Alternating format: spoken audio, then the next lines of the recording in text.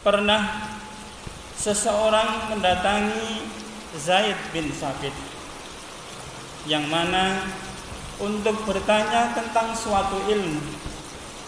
Namun ketika Zaid ditanya tentang ilmu tersebut, beliau berkata, belajarlah kepada Abu Hurairah, karena pernah suatu kali saya, Abu Hurairah, dan satu orang lagi teman kita berada di dalam masjid untuk melakukan doa dan berzikir kepada Allah Subhanahu wa ta'ala.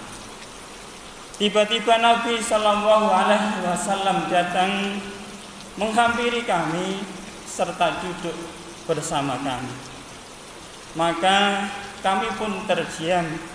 Kemudian Nabi bersabda, wahai kalian, ulangilah apa yang tadi kalian lakukan.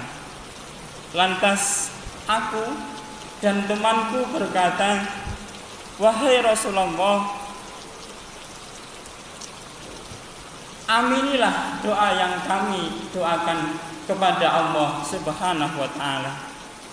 Saat itu kami berdoa kepada Allah Subhanahu wa ta'ala.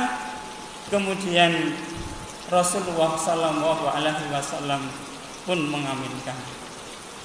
Setelah itu Abu Hurairah radhiyallahu anhu berdoa, ya Allah, hamba memohon sebagaimana yang dimohon oleh teman kedua kami, sahabat kami ini, dan hamba memohon tambahan ilmu yang tidak pernah dilupakan.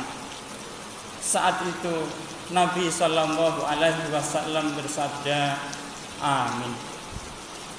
Kami pun berkata, setelah mendengar bahwa Abu Hurairah berdoa dan memohon kepada Allah untuk dikaruniai tambahan ilmu yang tidak pernah terlupakan, kami pun memohon ilmu yang tidak pernah terlupa.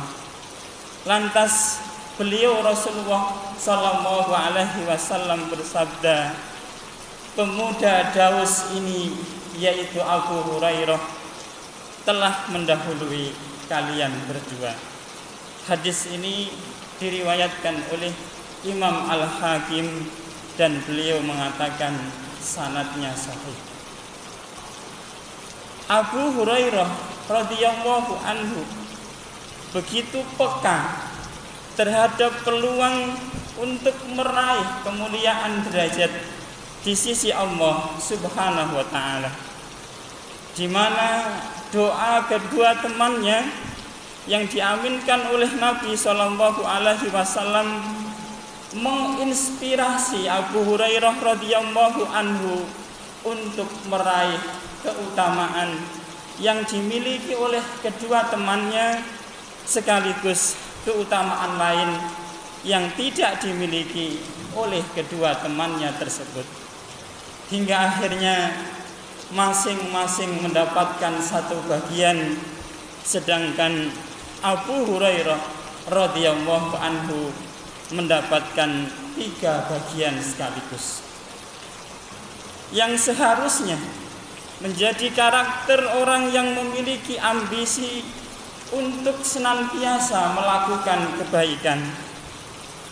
Sebagaimana ketika seseorang berada dalam perlombaan, seseorang yang sedang berlomba berusaha untuk memenangkan kejuaraan, di mana ia selalu mencari celah, selalu mencari tips dan trik untuk bisa mendahului peserta yang lainnya.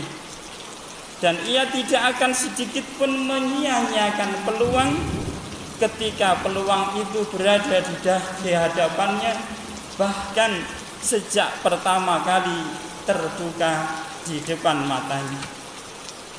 Kepekaan itu muncul karena konsentrasi untuk mencari peluang, sehingga ia mampu menangkap peluang dengan cepat dan mendahului orang lain di dalam mengambilnya.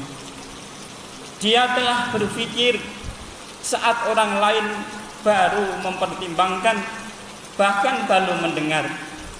Dia sudah memutuskan berbuat saat orang lain baru saja berpikir, dan dia sudah lari untuk beraksi saat orang lain baru saja memutuskan untuk berbuat.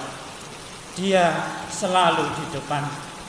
Dan itulah mestinya kepekaan seorang muslim di dalam memanfaatkan setiap peluang kebaikan yang ada di hadapannya.